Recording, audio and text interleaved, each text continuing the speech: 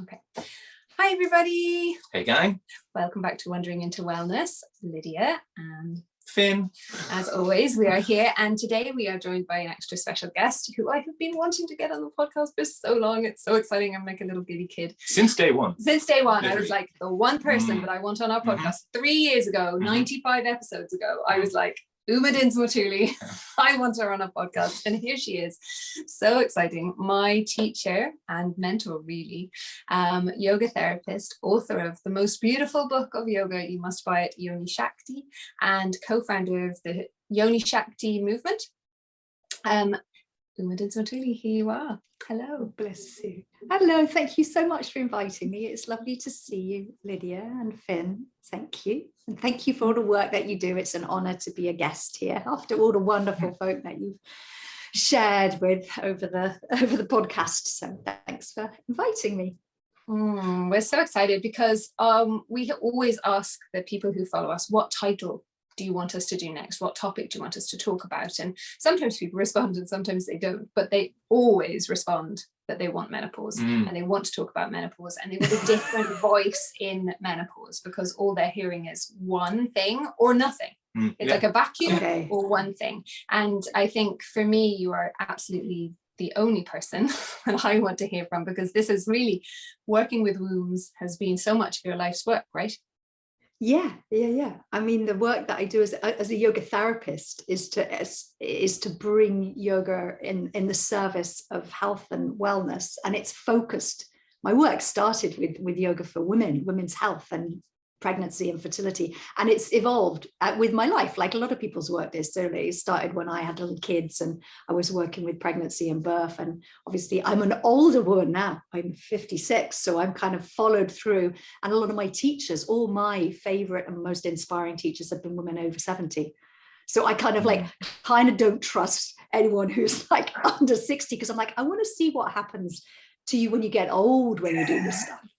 Like, what do I see in those teachers of mine? And I see inspirational kind of capacity to really age with grace, and menopause is all part of that. So indeed, and yoga nidra is part of that.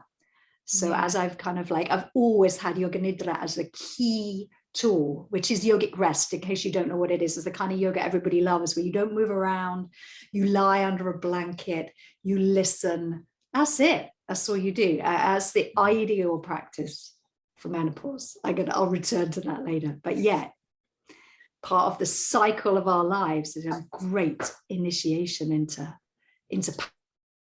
And you're right, some people don't talk about it. It's just nice to have a conversation, because people are like, oh no, I'll get to that when it comes, or like, oh no, I don't want to hear about that. It's a kind of depressing thing, or don't speak about that, the change of life, and or it becomes a bit of a joke, the way people would sometimes joke about, say, oh, she's on the rag, she's premenstrual, she's menopausal. So you don't want to listen to the mad menopausal woman. So it becomes sort of demeaned, I think, and then people get scared about it. I don't hear anything except for really bad stuff. Yeah, I think so. It's a good. It's great to have it. These types of chats, and I'm always kind of extra blessed to be in these sorts of spaces, because we've had conversations around working into periods and looking at kind of healthy menstruation practices. We have conversations around kind of gender and race and cultural identity stuff that I wouldn't usually have access to, the sorts of people and the sorts of topics on a day-to-day. So I'm always really blessed to be in these sorts of spaces and have guides like yourselves, because for me, this conversation isn't one just for women to have.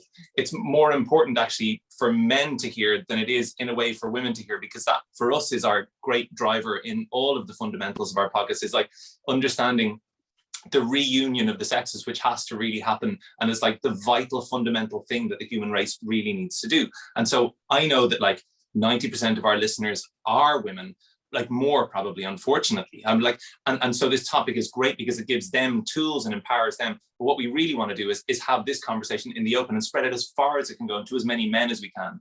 And so I suppose one of the things that men don't necessarily engage with as much as women are the kind of seasons of their life, because we don't have this monthly thing telling us how we're getting on and when we come to the end of a certain stage and what that means. And I'd love if you could just explain, in as basic language as you can, what that cycle is all about from a theoretical point of view, and what this is you're teaching, I suppose.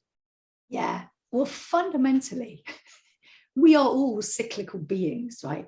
We live on a planet that spins around. Like everything on the planet is a cyclical being, yeah, and the seasons and all this.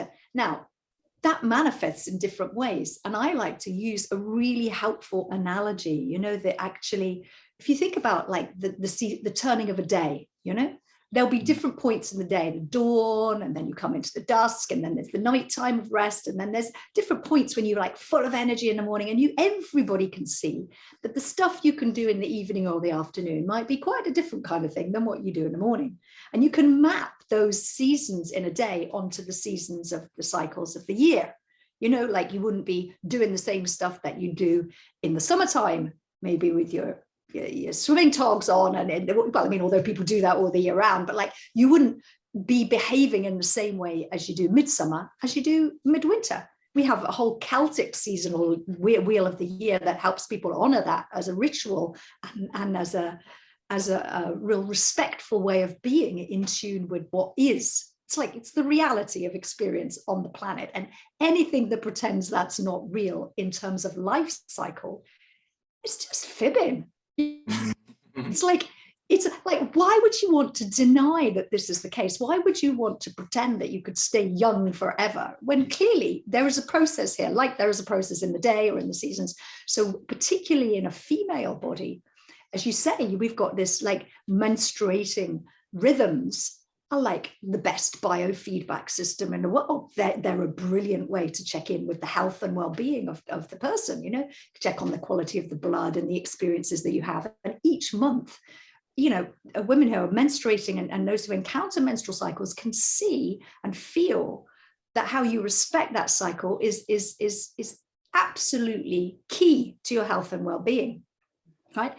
And as we bleed, so we birth, so we enter menopause. So I think that the way that we treat with respect, and I'm sure you've had, you know, you've shared about this in the past, how you respect the bleed time, how you respect the premenstruum, how you actually honor those different kinds of energy apart from anything else, and how you honor that can be mapped directly into menopause.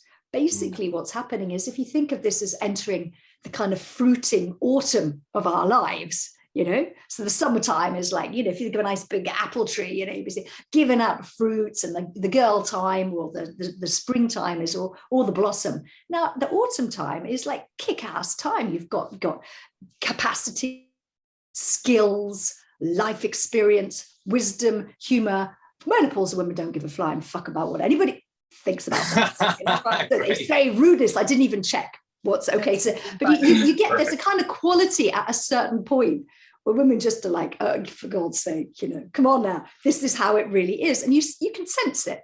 And I think often it's a bit shut down, or people get a bit scared about this in the way that they might be a bit frightened about the premenstruum. I'm sure you've heard people talk about menstrual. It's like somehow a devil gets in and it's not even really me. I'm so sorry, it wasn't really me. Really, it is really you. It's the truth, you know.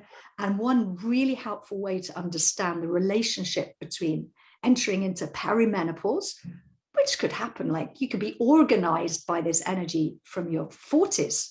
I mean, some arrive at menopause very early on, you know. I'm talking about the general sense, but what often happens is that there's a recognition.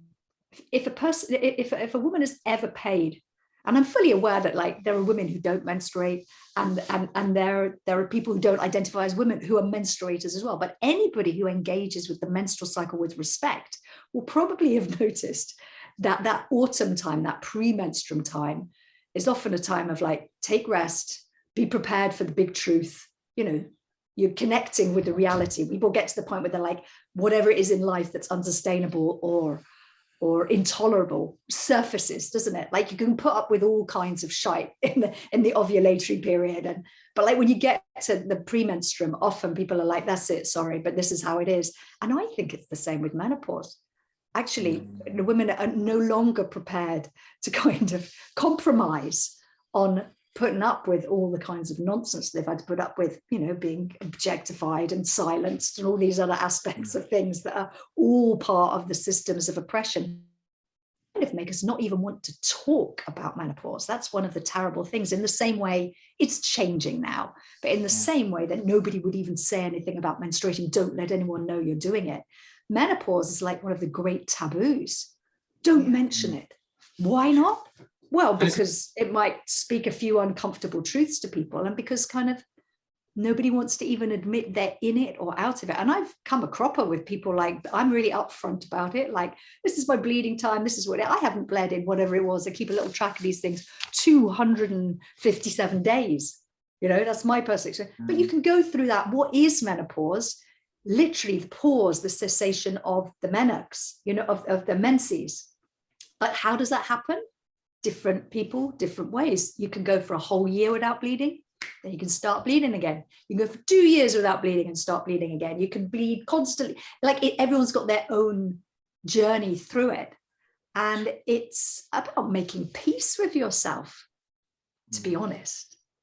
And does that rhythm for you, did that rhythm come, do you think, more organically and more naturally and more fluidly and coherently because of your practices, yoni, shakti, etc., like that I don't understand? I'd love to know more about, and I'd love to know more about what you did, and do you think that how much of a bearing that had on your experience of the menopause? Oh, this is a great question. Yeah, I actually believe that the conscious attention, and that's kind of yoni shakti just means source power. It's about practices that help us pay attention to the source power, that which are the rhythms of our lives.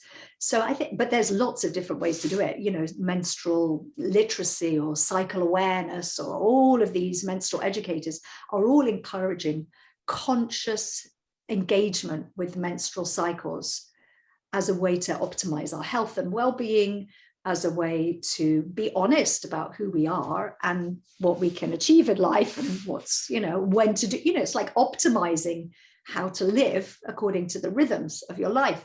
And I do believe that those practices are very good preparation for menopause, when of course maybe what was a regular dependable cycle goes AWOL.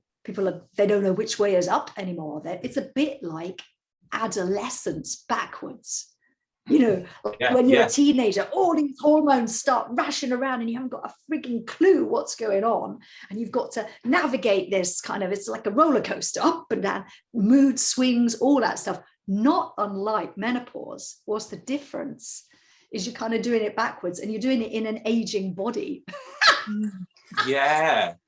Like really adolescence backwards in an aging body. Watch out. Yeah, you need to prep for that. But obviously there are people who've never had a conscious menstrual period in their lives.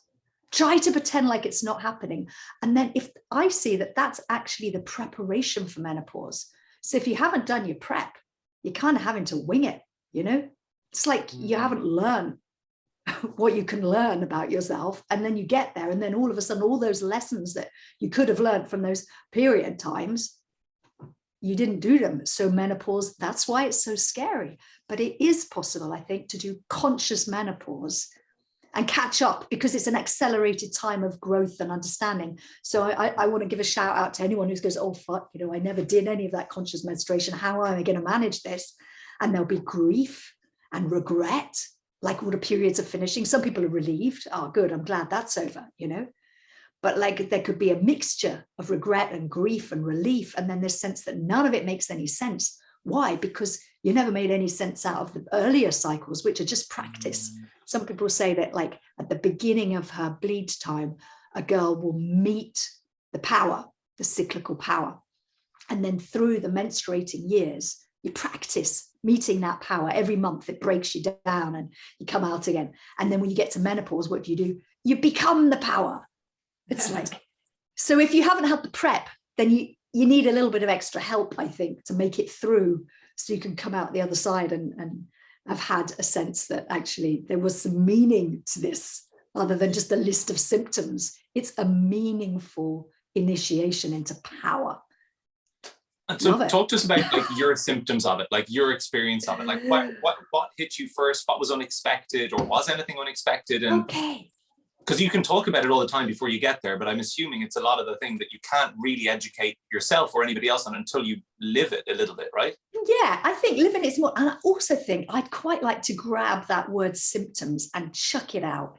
Yeah. Because symptoms makes it sound like you've got some kind of, plague, like, so if we, and also it makes it hard to see the whole, because people will Google like menopause and you'll get like these awful checklists, like 48 symptoms, including terrifying things like vaginal atrophy and vaginal dryness and osteoporosis and mood swings and mind wipe and hot flushes. And you're just like, and you go through, it's rare that anybody would like check all 48 of those or 56 of those or whoever gives you the list. But if you do that, you kind of break it apart. Whereas if you put it all to the whole and say, why are all these changes happening? It's a time of great change. And I think one of the things that struck me was that it calls for rest, actually. It's very big. It takes a lot of energy to make a change, doesn't it? Think how much adolescents sleep. They sleep because they're frigging rewiring their whole neural networks, aren't they? And I think menopausal women, it's almost like we need a gap year. I've got a dear friend, Kate Codrington is a great writer and inspirer on menopause. And she says you should all take a menopausal gap year, the way that people go to find themselves when they travel around the world. Now, how realistic is that? I don't know, but like you could take a nap in the afternoon. Make it like start small. Maybe you can't get a whole year, but you can say, I'm just going to 20 minutes time, I need downtime. Why? Because you're processing change, and be respectful of that.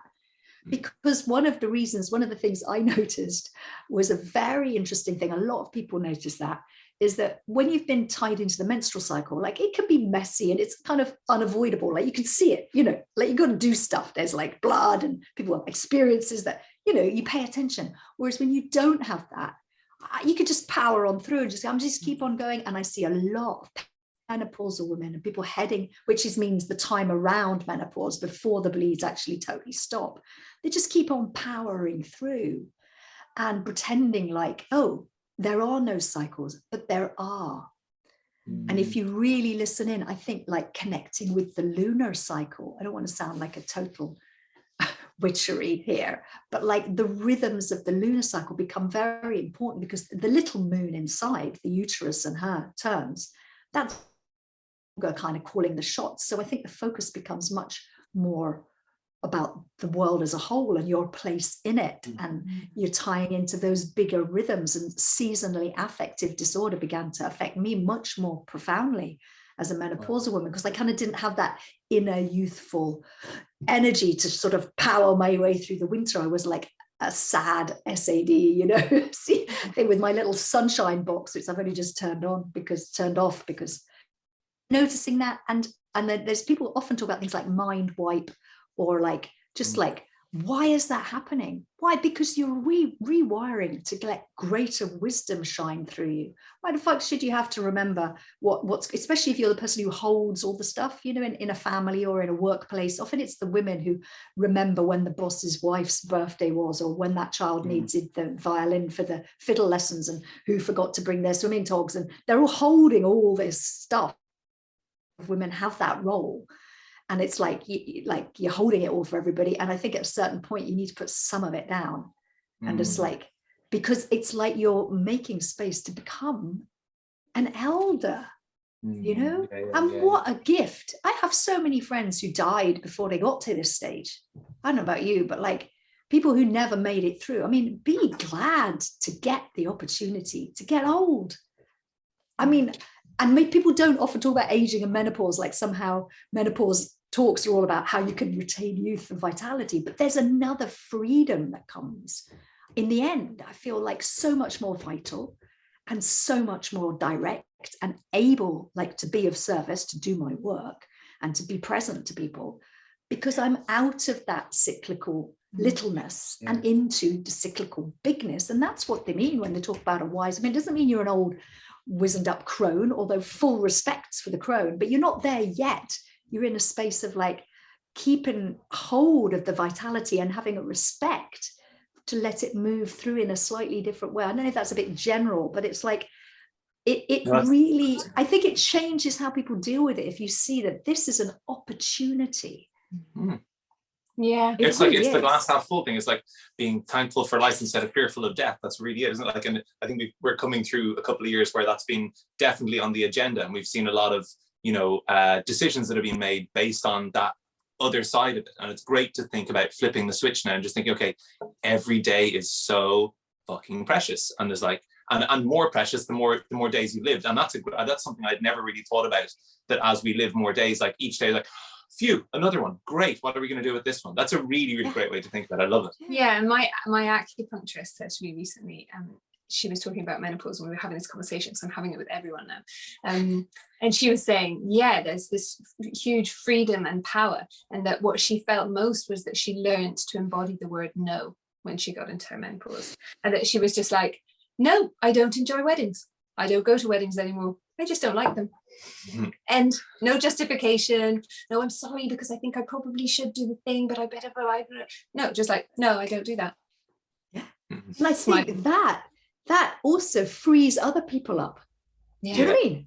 Because you're just live and direct. You're like, also, when I say it's like making peace with yourself, I think there's a lot of regrets and sadnesses and disappointments, and you can get a choice. You can get into that and be a bit bitter, but the bitterness is like a temporary thing. It's like, well, actually, yeah, taste the bitterness. I didn't do this and I didn't do that, and I've done that, and I wish I hadn't done that, and I've given 20 years of my life for this, and like, yeah, that's part of the process. And the sense that, you know, I don't know, betrayals and then you go through that, because actually you can stay in that for the rest of your days, and or you can embrace the fact that now there's a freedom to do what you really want to do, and that's why you need to say no. So all power to the acupuncturist who's like, and how do you learn that? You learn that in the premenstruum as well. Isn't that part of the wisdom of preparing for not crashing and burning and taking everyone down with you in the premenstruum,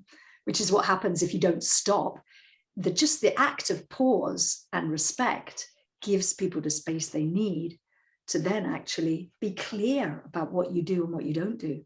And I'm one of those folk who was always like, oh yeah, give it to the busy one. The busy one will do it. Oh yeah, Uma will do that. And I'm like, actually, yeah, I still like to be engaged with things, but I think a key menopausal teaching for me has been like, keep the focus on what actually nourishes you and what your real gifts are. And people read as gifts.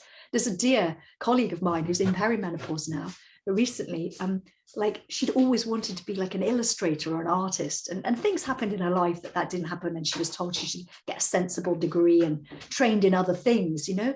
And now in the 40s and 50s is like actually discovered this not hidden talent, but something she'd always wanted to do.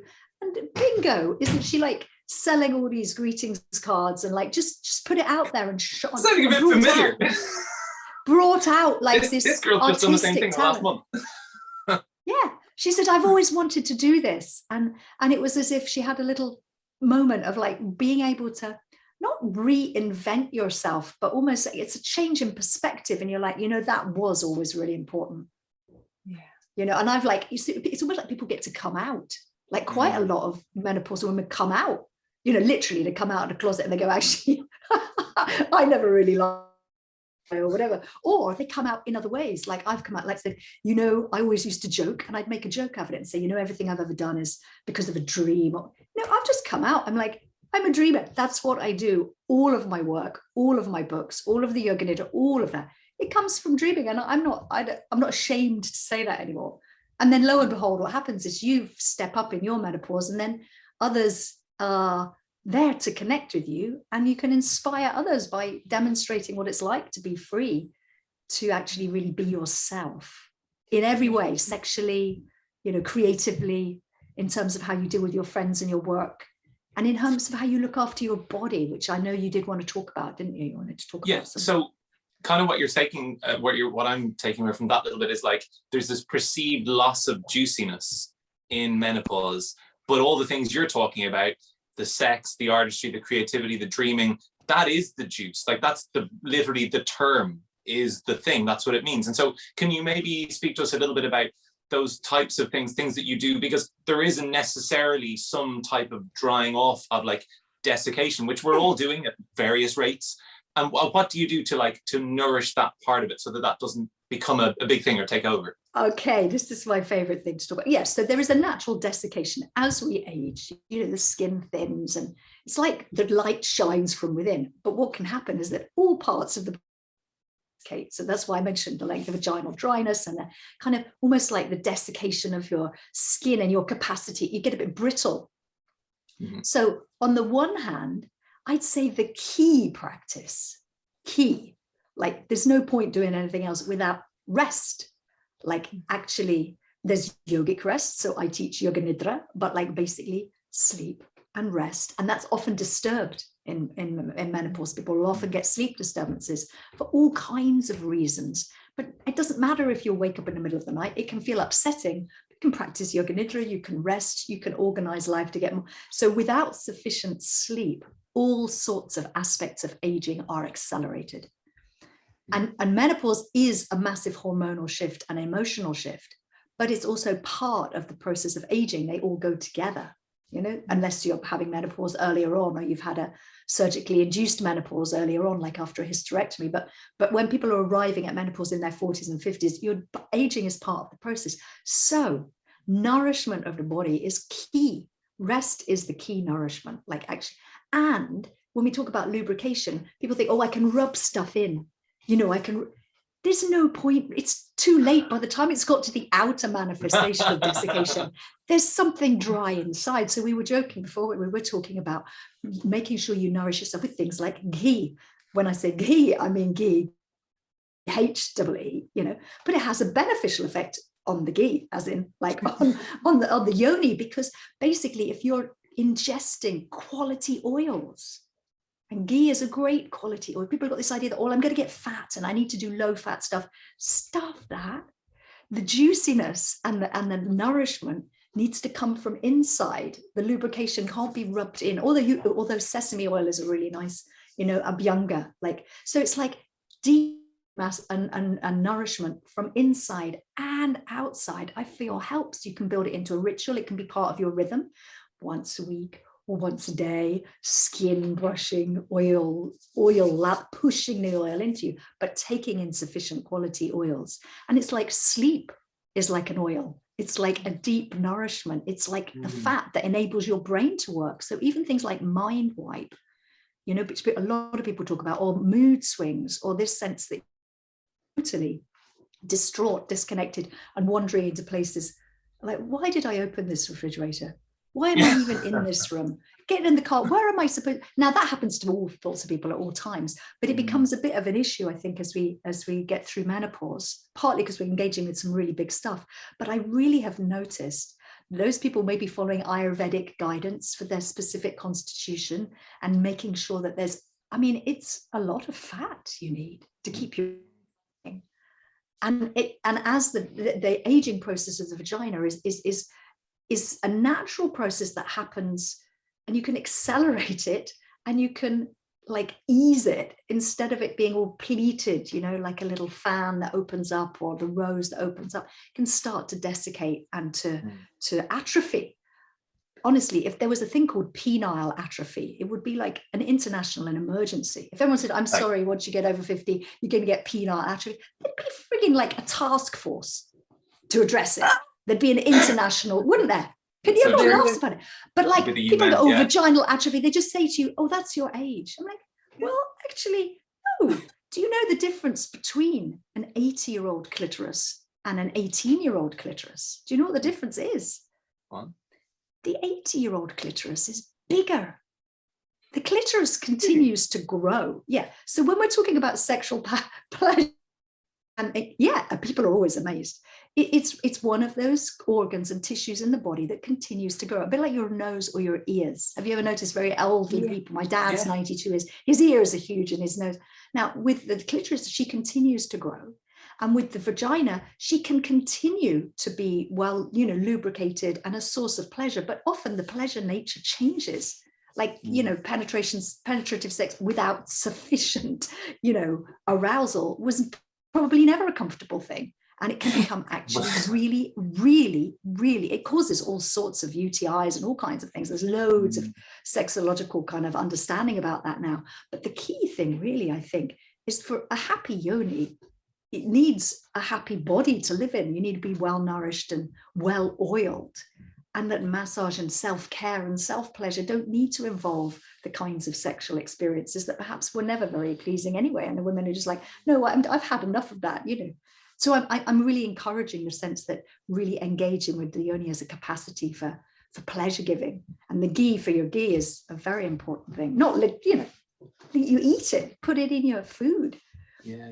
I don't know if that's helpful, but like, yes, it is. Oh my God, yes. It ties in some of the guidance that Ayurveda gives around aging, which is, you know, if you've ever been in the blessed position of receiving Ayurvedic massage, you know, you realize there's a lot of oil involved, but you can do it.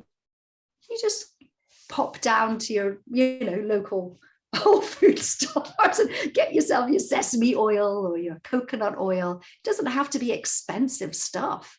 It's like food. The skin needs to be fed, and you feed from the inside. And then I look at all these wonderful, like, aging bodies when you travel in countries where people are actually living and eating in those rhythms, and joints move differently. People to be present with their own aging is a totally different thing. You know. So when we talk to movement a little bit, because obviously large part of what you do is movement practices, and I would have learned lots of them with you in terms of living within the cycle of menstrual stuff, and also around pregnancy and birth. But I know that you have some beautiful practices around this. So if people are listening, obviously ideally they come train with you, they buy your book, they involve themselves in the Yoni Shakti movement. But what are those movements like? Because they're quite different than what people would conceive of as like yoga, regular yoga. Yeah, thank you, because I actually think we need to really welcome nutritious movement. I'm talking a lot about food. I'm big into food. I do a lot of cooking. You're big into food. I'm big into food. Right. So listen, you want your movement to nourish your body. You don't want it to stress the joints. Yeah. And you don't want it to like actually aggravate any temperature regulation issues, because often a lot of women will either get massive like hot flushes, or they'll find they get really chilly, you know. And so fast hot practices are not for everybody. Some people find them helpful, but the way I like to suggest movement with people is often very rhythmic. So a lot of the practices we do are moving in spirals and circles. They're quite gracious, so they give pleasure. They feel very lovely. They're connected to the senses. And one of the I would say is a lot of the rhythmic movements, especially around the pelvis and the joints around the hips and the shoulders, are all about circles. So you're actually basically maintaining range of motion lifelong. There is no need to lose range of motion. And the moment we stop moving, the aging process changes. And I'm sure you've seen, you know, elderly dancers and elderly sports people who've like found a way not to punish the body, but to keep with the, like, so more, it looks more gentle, but it's actually deeply nourishing and strengthening. And what you can do, particularly one of the issues that arises sometimes is osteopenia, which is the early stages of osteoporosis. Osteopenia is reversible. And some of the most amazing positive yoga therapy programs have used asana, which is the yogic term for the movements we do, to build bone strength without stressing the joints. So I mean, bearing, so things like the cat and the dog, but it has rhythm and movement. You know, as I'm doing it, it's quite hard to do it without actually, and it's more, they look more like dance, to be honest, like Indian dance. But there's a lot of movement on keeping all of the joints moving through their natural range of motion. You don't do any, you know, those crazy yoga poses that are way out of natural range of motion. Only acrobats can do them, and they can damage your joints. What you want to do is to build a twin pair of like keeping the strength and keeping range of motion. So, and it can be daily stuff, you know, and there's all kinds of wonderful studies that we know about, like people who daily cyclists, commuters, people who daily walk, or who dance, or who move. And then basically you're avoiding getting into all of the pains and the difficulties of joints that have got seized up and uncomfortable. And how do you lubricate? We're talking about lubricating the body and the ghee with the ghee and all that, but how do you lubricate the joints? movement. It's what lubricates joints. And like I've studied with wonderful teachers in Italy and in Greece, and people like you see people moving like Angela Farmer, who've got like 50 or 60 years of this very gentle, it's not fierce practice that stresses you.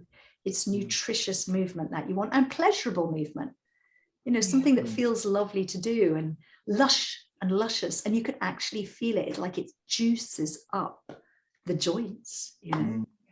It's so interesting, and I think it's so relevant. I mean, I'm going to be 40 the end of this year, and this year really has been for me this massive period of transition, for where I just suddenly started to feel that my regular asana practice does not serve me anymore. Where it had made me feel stronger and more alive and more energized and all these things, suddenly injuries started to creep in, and fatigue started to creep in, and sacroiliac stuff, and you know, and I never had like one of those crazy acrobatic practices, but I still had like more regular asana practice. And it's really been this coming towards this thing of going, okay, menopause is coming. Like I know I can feel the changes. Maybe it's not right now, but it's coming, and I can feel that inclination in me towards A, rest, B, oils, and C, going, oh, I need to do less in my practice. Not that I want to stop practicing, because I love yoga and it's my life, but I need to change the way that I practice. And I'm having these conversations with women more and more about female pelvis, and constantly talking about like people coming to me going, I just keep going to yoga and I keep getting injured. And you know, and it's interesting how that stuff starts coming to you at the right time, that I can feel that coming. And I guess I wanted to ask you, for people like me who haven't come to menopause yet, but are looking ahead at it consciously, what could we be doing now in this time to prepare for it? Okay, honoring our cycles 100% and living within those things, but are there things that we should be doing now on top of that? Now, I think that nobody needs more to do. You know, everybody has too much to do. And the simple thing you do is just take what you already do and flip it around. So most people wait to the end of a class to do the shavasana, don't they? They're like, I'm only here for the shavasana. I love that bit at the end. My top tip, and this is how I tend to teach, is you make the priority practice the yoga nidra or the shavasana, and you do that first. I mean, maybe you do a little activation first, because you have to, say you've only got a half an hour and out, you put the rest practice in first. Why? Because when you emerge in a well-rested body, your body will talk to you. You can hear what it's calling for. And so it'll say, yeah, I need to do a little bit of this, or I need to do a little bit of this. Whereas if you come in, a lot of people like land into a yoga class, like hit the ground running, and they just keep on running and moving. And that's how the injuries happen. If everybody actually slowed the F down, right? Slow the F down, rest, do a 15-minute nid, you start to move, listen to what the body wants, and the body will start to talk to you. If the body has never been listened to before, because like, I do this practice, this is how I do, and then we rest at the end when we feel, you know, shattered, then of course you get injured. But actually, if you flip it around and use the nidra practice, I do this as you listen into the body, you welcome the body as your dearest friend, you listen to what they actually have, what the body has. And some days the body will be like, yay, we want to go down there and water swimming and run, and we want to do more asana. Sometimes the body's like, you know, I just need to do that rocking from side to side thing today and move around. And if you practice listening to the body, then you can listen to wider things, because everything that's ever happened, a lot of people get like recovered memories of trauma and forgotten memories and they're all in the body. And we never listen to it because we're busy kind of keeping on thinking we have to keep moving. But actually, that's a simple thing anyone can do. Flip the practice around, rest first, listen to what comes out of the rest, and then do less, or do it with exploratory interest. Like, why is this not feeling right? Well, maybe if I do it in a different way, maybe if I do actually only do the things that feel nourishing and good, you can still keep building strength and keep flexibility and range of motion, but you do it with respect for the body and not like you're in charge, because the body will make herself heard. So a lot of your wisdom sounds like it's very felt wisdom, which is beautiful. It feels like it's very much like your body has taught you these things, and it's because you've listened, and now you've got these great offerings. But external guides, and like, did you have major people in your life who you listened to and who picked up these, you got these sorts of nuggets or got this kind of little nudges in the right direction from, or where did you get the kind of wisdom in your sources? I think it's really important to cite one's sources and let people know how we've learned about these things. So I think a lot of the wisdom of Ayurveda has been really key, because Ayurveda and yoga are sort of sisters. So I've learned a lot from practitioners like Arti Gatora, who's an Ayurvedic doctor and who I've worked with on and off for years as a colleague, but her wisdom around Ayurveda is really important, and understanding some of the wisdom that comes through from older teachers. I've already mentioned people like Angela Farmer. Watching her in her 80s move was like an affirmation for how I had chosen to move. So the wisdom of Ayurveda, the wisdom of like older teachers, and I actually think that the cyclical wisdom teachings are key. Now, they're basically indigenous teachings. Yeah. So there are a lot of trademarked folk going around with their way of doing it, and they're easy to find, and they give really valuable teachings. So books that help people understand about their periods, like Wild Power, that the people at Red School have put out, and people who are working with that kind of menstrual education. That was key to me understanding my cyclical wisdom. But what I realized underneath all of that was that there is an indigenous wisdom, and there's a Celtic indigenous wisdom about the wheel of the year, and a lot of the teachings from India that I'm working with, all these goddesses, are from the teachings of Shakti Tantra, of the Mahavidyas, the wisdom goddesses, and that's been really, really key. So that those teachers are really, they're often very humble and really quiet. So, and I think in many ways I've learned from my peers. So I want to give a shout out to the women like I've traveled with through on our network, our Yoga Nidra network. So I work with Yoli Maya Ye, who's working at that indigenous wisdom and social justice work. I think there's often a as we age to speak up. So that's kind of what I've done with the Yoni Shakti, the movement, to speak out against abuse in yoga, against some of the very patriarchal and white supremacist control systems that are part of why women are so oppressed. It's all connected. So speaking out about those things is part of the menopause journey for me, and also being nourished by my peers like Shivani Mata Francis, who's a younger colleague of mine, but whose wisdom in terms of her devotional practice as a yoga nidra practitioner has been deeply nourishing. People, I think we can look close by, and looking at my mother, honestly, who in lots of ways people are like, who's a proper Dublin girl. And I'm like, looking at how this person has aged. I think it's helpful to look to our own aunties and mothers. Sometimes you look and you go, well, now I wouldn't do it that way. And then you kind of develop a renewed respect. I'm grateful that all my elders are still around, 92 and 82, and a granny who lived to be 104. So I think it's good to look in our own families and see there are things you would learn from their mistakes. But there are other people you'd have some like hats off, fair play to them. They showed you like ways to just still be around in a vital way. That menopause was something that they kind of grew through. I don't know if that's helpful, but the resources that I found are really useful are a lot of resources from Ayurveda. Really, really helpful. Yeah. Uma, one thing that I wouldn't want us to finish this conversation without touching on, and it's the question that we get all the time, is what about HRT? Can you talk into that? Yes. Now, what about HRT? What is it literally? It's hormone replacement therapy.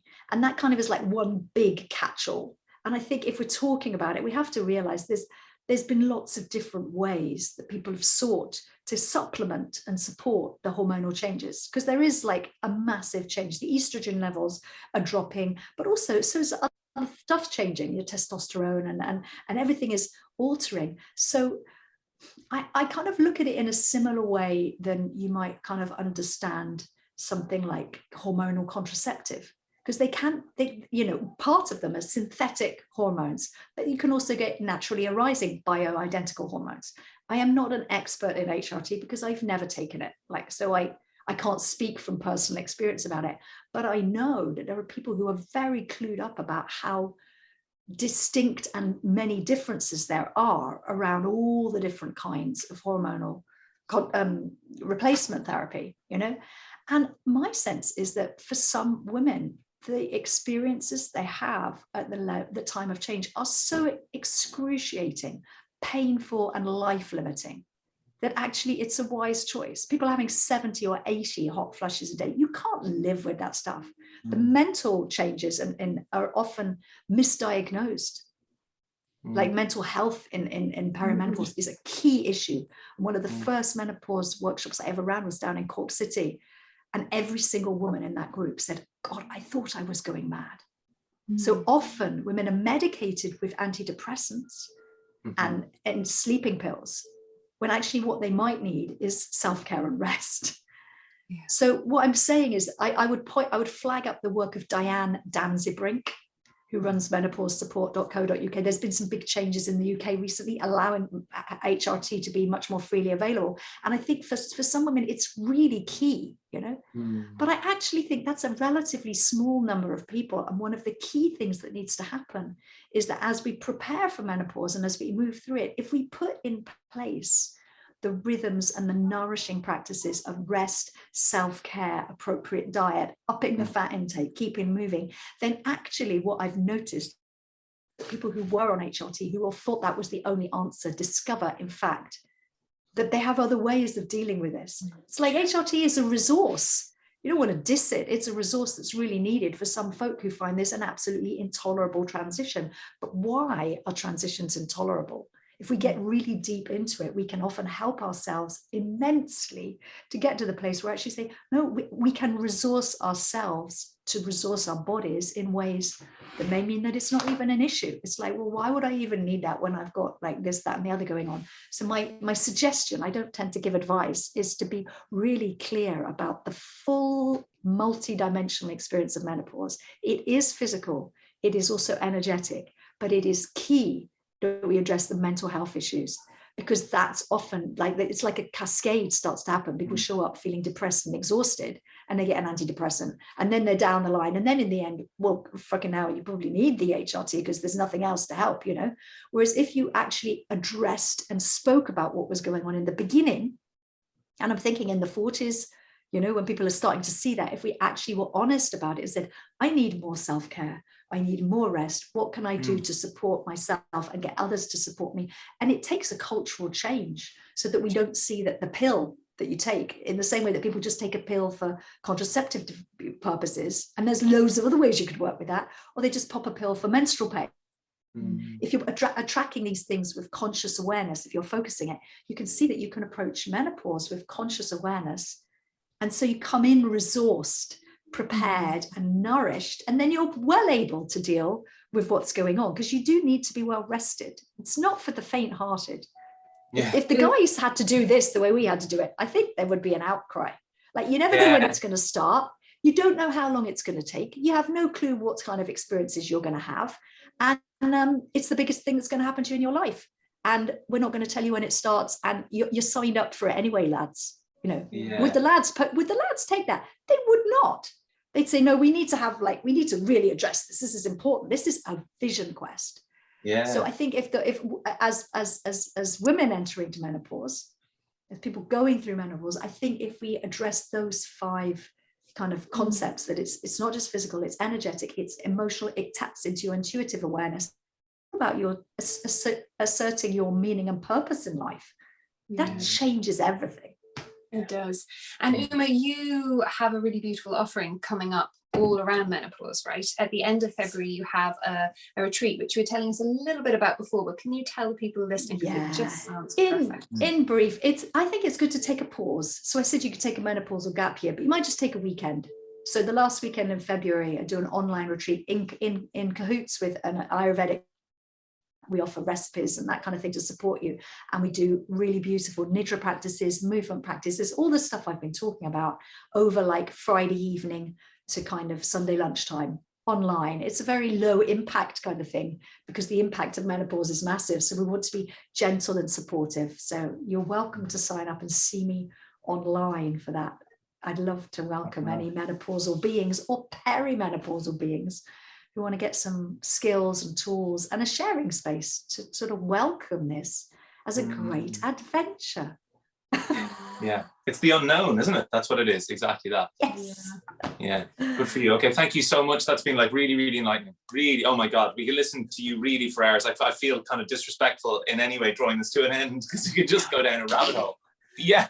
We'll have to do part 2, part 3, keep going. Love to. But Uma, yeah, it's just been an absolute joy. And I hope, I certainly feel listening to it now that thinking about menopause feels kind of exciting, like you said, like an adventure, rather than this kind of dreaded list of symptoms as you were talking about. And if women take that away from listening to this, I think that's just such a massive life shift. And what a gift. Yeah, exactly. Yeah. And don't go on the adventure on your own. I mean, there are more menopausal women on this planet now than there have ever been.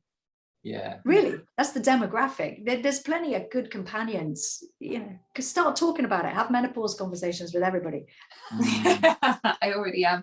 I will carry on going. Yeah, I call upon the men listening to get involved in those conversations as well. Be part of that journey, big time. Be helpful. Yeah. Alrighty. Just remains for us to thank our sponsors, Clear Light Saunas. Infrared heat has been a big part of my life for the last few years, and it's something that I'm quite sure would be helpful for those of you going through menopause or engaging with any sort of change in life. It's a great escape hatch, and it's a great way to sweat off some of the adventure of the day, and also just brings great like anti-inflammatory healing to the body. So thanks to them, but most of all thanks to you, Uma, and that's been a real treat. And I hope everyone's enjoyed watching, and I'm sure they have, because you've given so much yourself, and thank you so much. Thank you. Take care. Bye everybody. Bye bye.